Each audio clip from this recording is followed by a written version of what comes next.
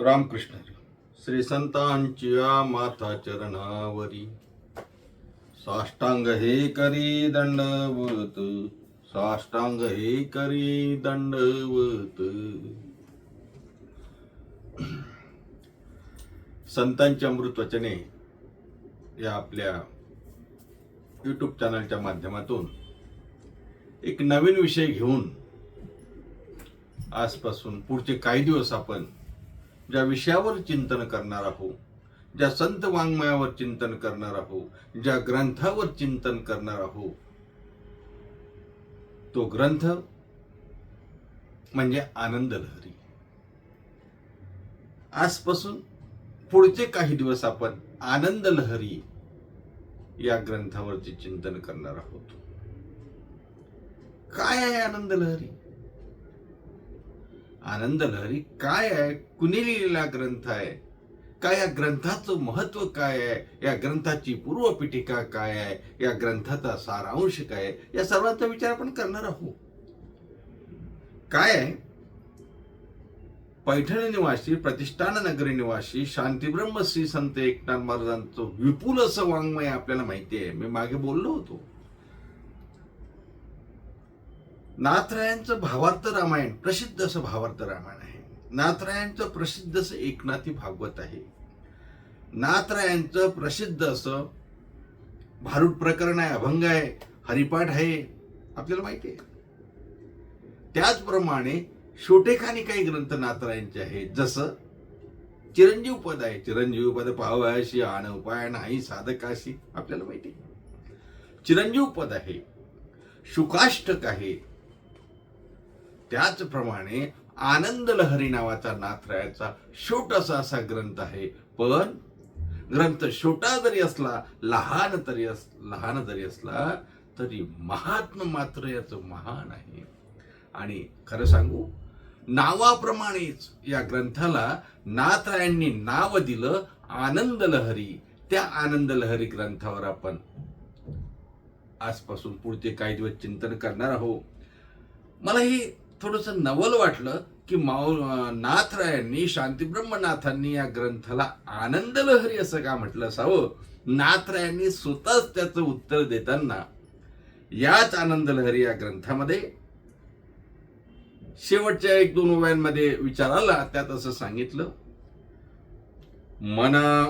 मना सता आनंदा भीतरी उठती सुखाच्या लहरी. मन सतानंदा भीतरी उठती सुखाच्या लहरी. मनोनी वदती वैखरी प्रेमानंद लहरी या नावे. नाथराय म्हणतात, मी आनंद लहरी हे नाव का दिलं? का आनंद लहरी नाव दिलं? तेव्हा नाथराय म्हणतात, मन उठता आनंदा भीतरी. हे मन माझं आनंद रूप झालं, म्हणून हा ग्रंथ लिहित असताना मला या ग्रंथाला आनंद लहरी असं नाव द्यावं वाटतं. एक सांगू का, जीवनामध्ये प्रत्येकाला आनंद पाहिजे. प्रत्येक जण आनंदाच्या प्राप्तीसाठी धडपड करतो, प्रत्येक जण सुखाच्या प्राप्तीसाठी धडपड करतो. प्रत्येक जण सुख आनंद यासाठी प्रयत्न करत असताना कुठेतरी आनंदाची झुळूक आपल्यात यावी, कुठेतरी आनंदाची लहर यावी, कुठेतरी आनंदाची लाट आपल्या जीवनात यावी असं प्रत्येकाला वाटतं. काय आनंद जीवनामध्ये येतच नाही असं नाही ना, येतो ना. जीवनामध्ये आनंदही आहे, जीवनामध्ये दुःखही आहे, जीवनामध्ये सुखही आहे, जीवनामध्ये दुःखही आहे, आनंदही आहे, निराशाही आहे. आपण बघतो ना, तुम्ही आम्ही आपल्याचा अनुभव घेत असतो. काय मला एक सांगा, कोणी असू द्या, किती काही गरीब असू द्या, कितीही श्रीमंत असू द्या, काय त्याच्या जीवनामध्ये नेहमीसाठी दुःखच आहे असं आहे का? नाही ना. किती काही दुःख असू द्या, कुठेतरी छोटीशी आनंदाची झुळूक, सुखाची झुळूक येते ना. तहानलेला माणूस आहे आणि कुणीतरी थंडगार असं उन्हाळ्याच्या दिवसामध्ये पाणी आणून द्यावं, सुख वाटते की नाही? आनंद वाटतो की नाही? वाटतो ना. किती काही दुःख असू द्या, किती काही पीडित असू द्या, पण कुठेतरी आनंदाची झुळूक माणसाला जाणवत असते, माणूस अनुभवत असतो. संसार म्हणजे दुःख मूळ आहे, दुःख मूळ आहे, संसारामध्ये दुःख आहे ना, नाही कोणी म्हटलं. पण त्या संसारामध्ये सुद्धा कुठेतरी सुख आहे ना हो.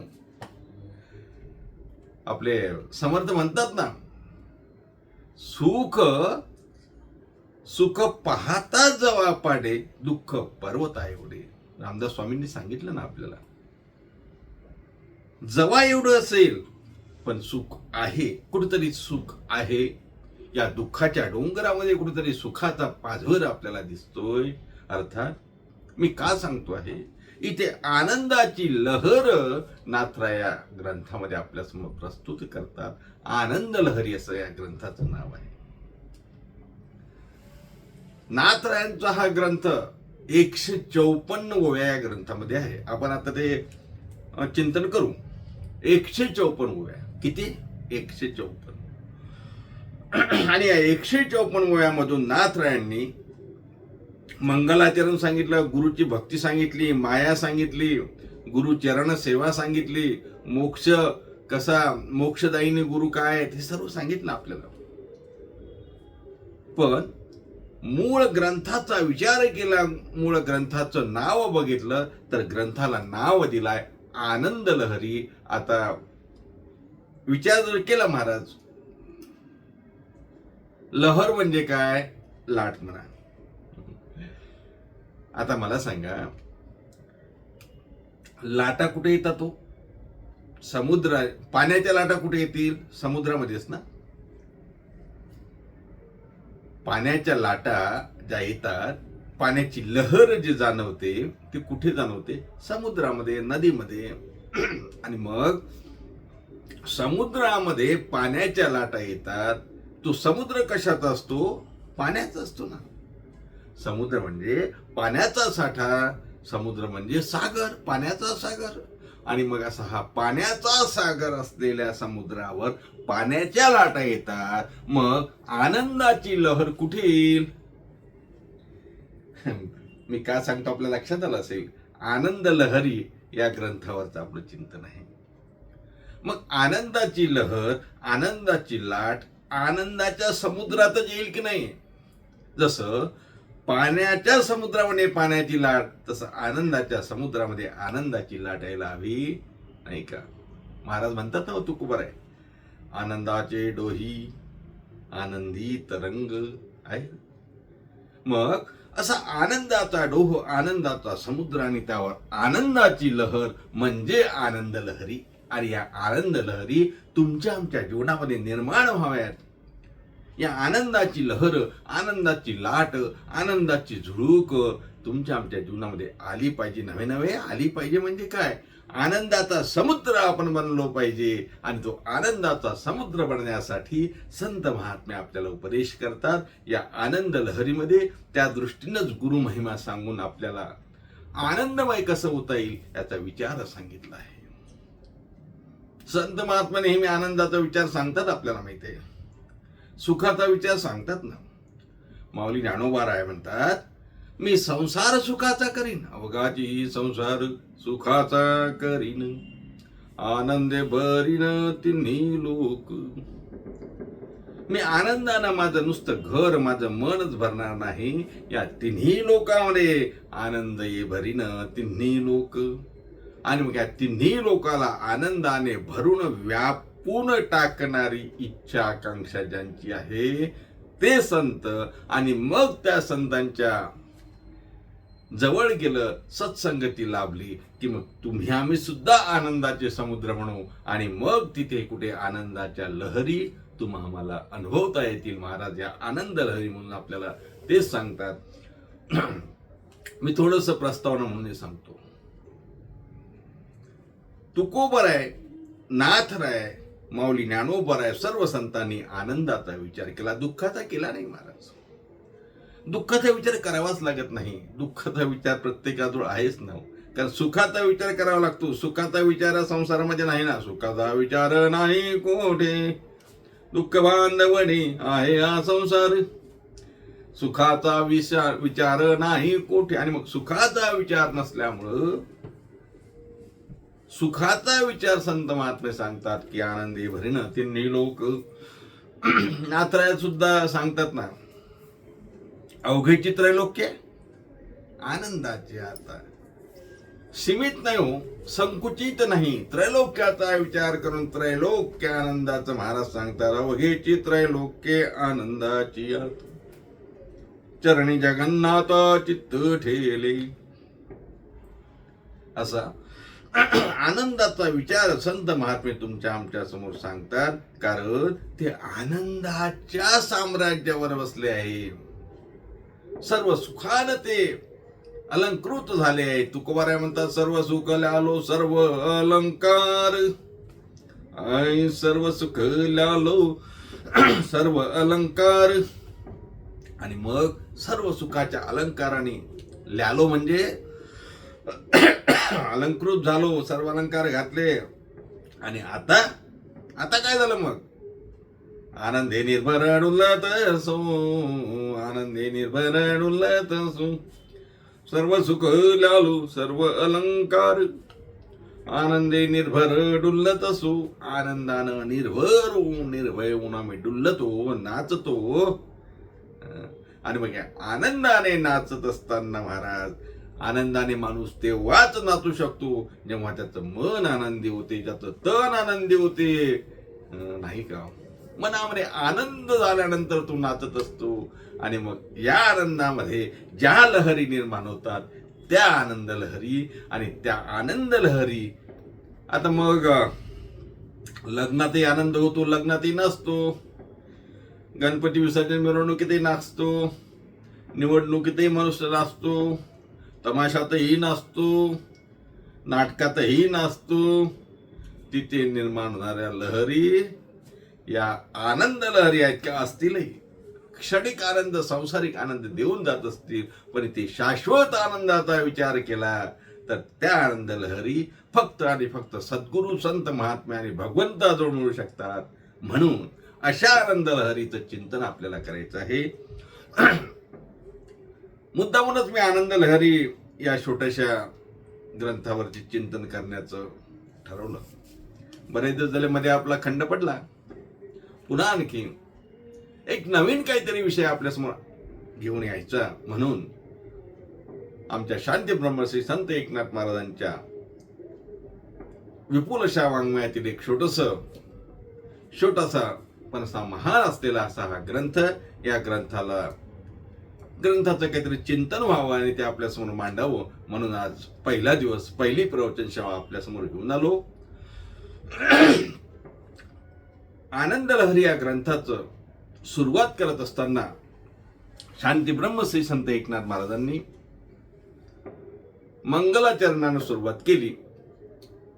ती अशी: श्री गणेशाय नमः.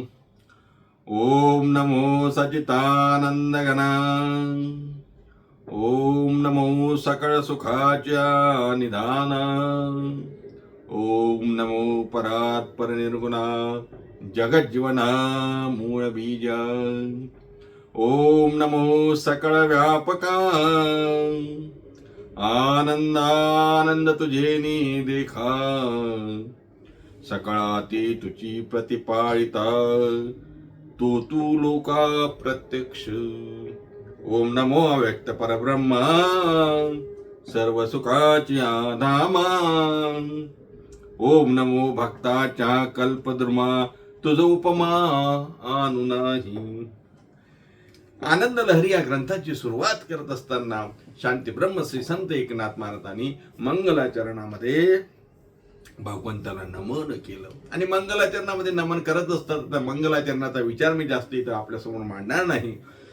आपल्याला माहिती आहे, ग्रंथाच्या आरंभी, कुठल्याही कामाच्या आरंभी मंगलाचरण करण्याची प्रथा आहे. आणि ते मंगलाचरण का करावं, कसं करावं या बाबतीत सुद्धा बरंच काही त्यावर आपल्याला बोलता येईल.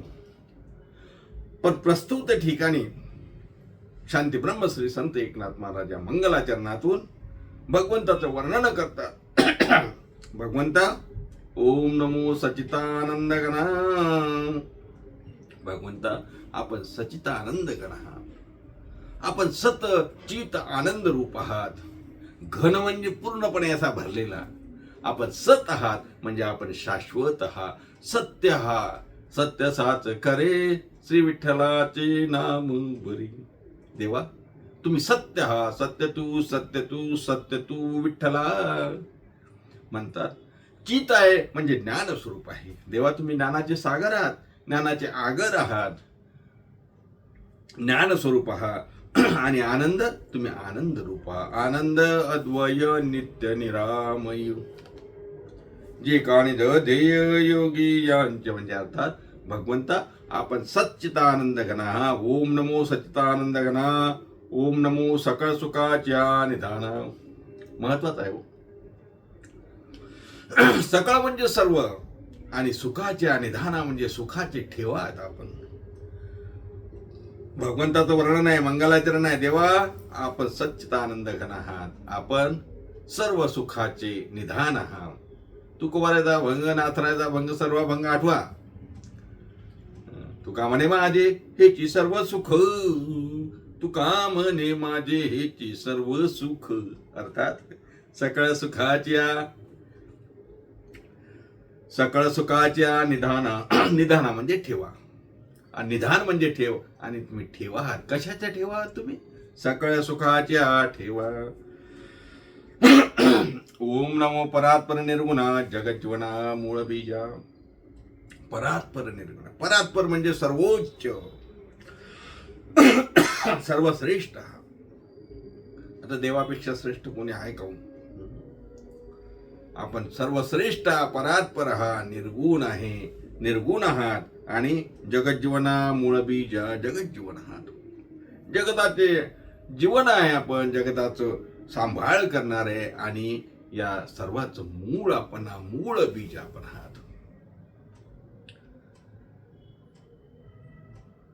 या विश्वाचं मूळ बीज कोण आहे? ज्याने हे विश्व निर्मिले, नाही का?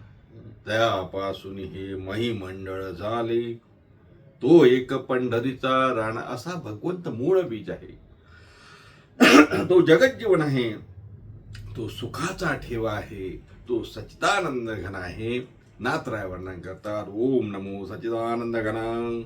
ओम नमो सकळ सुखाच्या निदाना. ओम नमो परात्पर निर्गुणा जगज्जीवन मूळ बीजा. आणि आणखी जाऊन पुढे जाऊन वर्णन करताना नाथराय असं म्हणतात. ओम नमो सकळ व्यापका. देवा तुम्हाला माझा नमन आहे. आपण सकळ व्यापका म्हणजे आपण सर्वत्र आहात. देव सर्वत्र आहे ना. विठ्ठल जळी स्थळी भरिला, रीता ठाव नाही उरला, आदम्या दृष्टीने पाहिला. विठ्ठलची विठ्ठलची विठ्ठलची विठ्ठलची. अर्थात सर्वत्र आपण आहात, आपण व्यापक आहात. जनी वनी अवघा देव ना, जनी वनी अवघा देव. आणि मग सर्वत्र तुम्ही आहात, सर्वत्र देव आहात. अशा सर्वत्र व्यापक असलेल्या देवाला विश्वव्यापक कमळापती त्याशी गवळणी कडी गीत. विश्वव्यापक आम्ही का सांगतो आहे?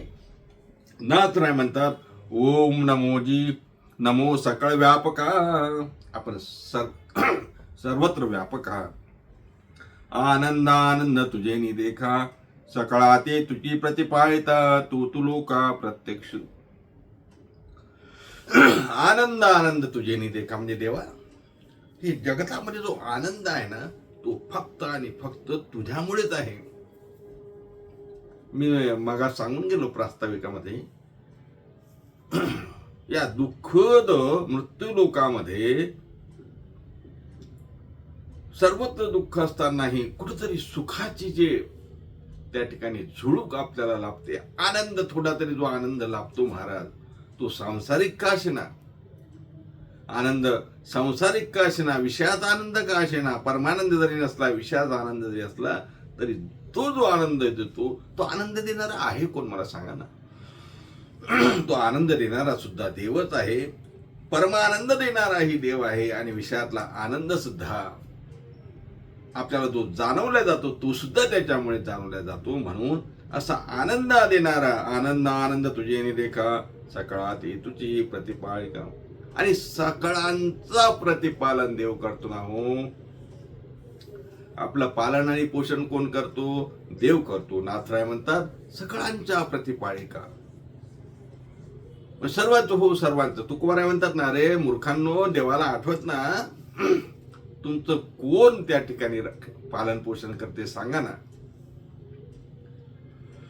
पोषितो जगासी एकलाची, पोषितो जगासी एकलाची, कारेनाठ विशी कृपाळू देवासी. पोषितो जगासी एकलाची, कारेनाठ विशी कृपाळू देवाशी.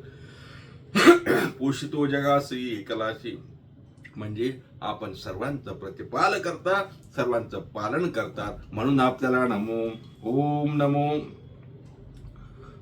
ओम नमो सकळ व्यापका, आनंद तुझे निदेका, सकळा ती तुझी प्रतिपाळिता, तू लोका प्रत्यक्ष.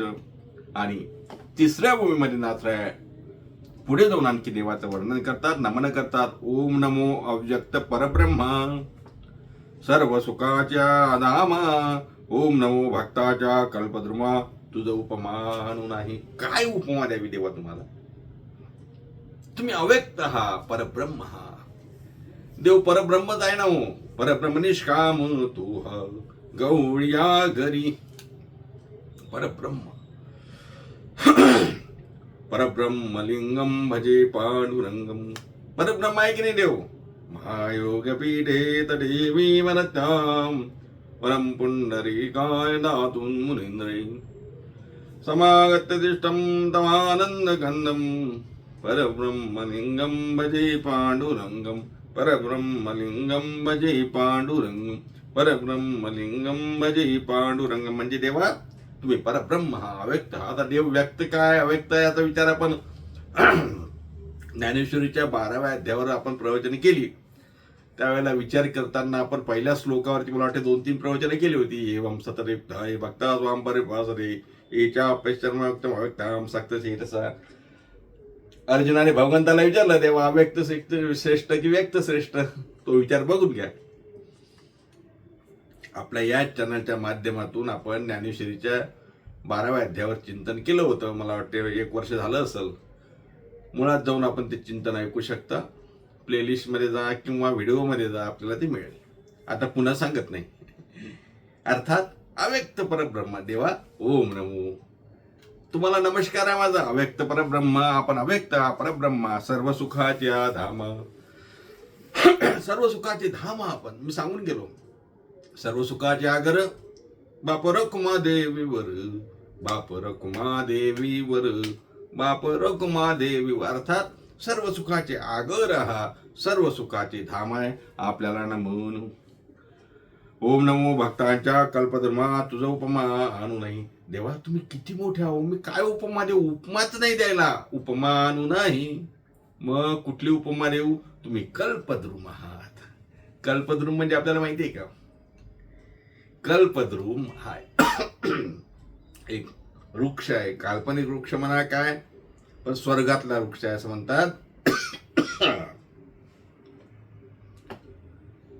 कल्पना केली ते पुरवणारा कल्पद्रू म्हणजे कल्पतरू. कल्पतरूच थोडक्यात. कल्पतरू तळवटी जो कोणी बैसला. मौनी नानोबाराय म्हणतात ना, कल्पतरू तळवटी जो कोणी बैसला. असा हा कल्पद्रू. कल्पतरू वृक्षाच्या खाली बसा, कल्पद्रुमाच्या खाली बसा, आणि बसल्यानंतर जे जे इच्छा कराल त्याची इच्छा पूर्ण होते. असे भगवंता आपण कल्पद्रुम आहात. म्हणून तुम्हाला कल्पद्रुम शिवाय मी दुसरी उपमा देऊ कोणती? महाराज म्हणतात उपमानू नाही, तुझं उपमानू नाही. काय वर्णन करू तुझं? काय वर्णन करू? काय वर्णन करू? आपण कल्पद्रुम आहात. नाथरायांनी या 3 ओव्यामध्ये देवाला अनेक विशेषणे दिली. किती विशेषण दिली? अनेक विशेषण दिली. सच्चिदानंद घना, त्यानंतर सकळ सुखाच्या निदाना, परात्पर निर्गुणा, जगज्जीवना, मूळ बीजा, सकळ व्यापका, आनंद तुझे निदेका, प्रतिपाळिका, अव्यक्त परब्रह्म, हे सर्व विशेषणं दिली. 3 ओव्यांचा आपण विचार केला. उर्वरित विचार पुढच्या भागामध्ये करू. आनंद लहरी भाग 1 आज इथेच थांबू. पुन्हा भेटूया पुढच्या भागामध्ये. पुढच्या ओव्या घेऊन. तोपर्यंत सर्वांना रामकृष्ण हरी. एक नवीन चिंतनाचा विषय घेऊन आपण आलो आहोत. सर्वांनी जरूर चिंतन ऐका आणि इतरांना सुद्धा आनंद लहरीवरील हे चिंतन ऐकायला सांगा. ज्यांनी आपलं हे चॅनल सबस्क्राईब केलं असेल त्यांना एक विनंती आहे की बेल आयकॉनवर जाऊन नोटिफिकेशन ऑन करा. कारण काय आहे, जेव्हा जेव्हा आपले व्हिडिओ येतील तेव्हा आपल्याला नोटिफिकेशन जर आलं तर आपल्याला ते बघता येतील. त्याच्यामुळे नोटिफिकेशन ऑन करा. चॅनलला सबस्क्राईब करा. ज्यांनी केलं नसेल त्यांनी सबस्क्राईब करा आणि इतरांनाही सबस्क्राईब करायला सांगा. आनंद लहरी, आपल्या जीवनामध्ये आनंदाची लहर निर्माण व्हावी तेव्हा त्यासाठी 24 तासातले 20-30 minute, 20 minute, 10 minute, 20 minute, 15 minute आनंद प्राप्त करण्यासाठी आनंद लहरीला द्या आणि इथून पुढचं चिंतन सुद्धा असंच ऐका अशी आपल्याला विनंती करतो आणि थांबतो. एकदा संतांचं भजन करू आणि थांबू. श्री भानुदास श्री एकनाथ, श्री भानुदास श्री एकनाथ, श्री भानुदास श्री एकनाथ, श्री भानुदास श्री एकनाथ, श्री भानुदास श्री एकनाथ, श्री भानुदास श्री एकनाथ, श्री भानुदास श्री एकनाथ, श्री भानुदास श्री एकनाथ. पुंडलिक वरदे हरी विठ्ठल श्री ज्ञानदेव तुकाराम, दत्तात्रेय जनार्दन श्री एकनाथ, माऊली ज्ञानेश्वर महाराज की जय. जगद्गुरु तुकाराम महाराज की जय. शांती ब्रह्म श्री संत एकनाथ महाराज की जय.